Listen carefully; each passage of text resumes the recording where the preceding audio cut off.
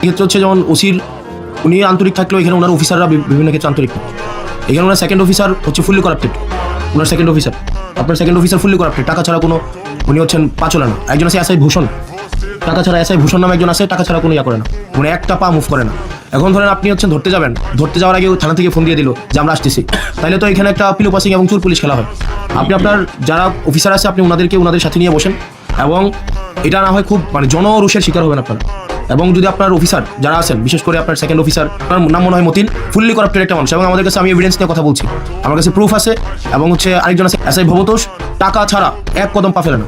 এখন দেবিদ্বারে এই ধরনের কার্যক্রম কোনোভাবে হতে পারে না। থানার মধ্যে আপনার থানা আপনি চালান না, আপনার থানা চালায় হেলাল, আপনার থানা হেলাল চালায়। এবং আমি এখানে মানে ফ্যাক্ট বেসড আমি কথা বলছি, একটাও না জেনে আমি কথা বলছি না। আপনার থানা চালায় হেলাল, হেলালের বাবা আগে চাকরি করতো, থানায় হেলাল, আপনার থানায় ঢুকতে পারবে না। আজকের পর থেকে আপনার থানা চালাবেন আপনি, আপনার থানা আপনার আইন অনুযায়ী চলবে, এবং থানার যারা সদস্য তারা হচ্ছে আপনার যারা আইন শৃঙ্খলা বা পুলিশ আছেন, আপনার আন্ডারে যারা পুলিশ আছেন তারা হচ্ছে আপনার থানা চালাবে। এখন দেবিদ্বারে এই ধরনের কার্যক্রম কোনোভাবে হতে পারে না।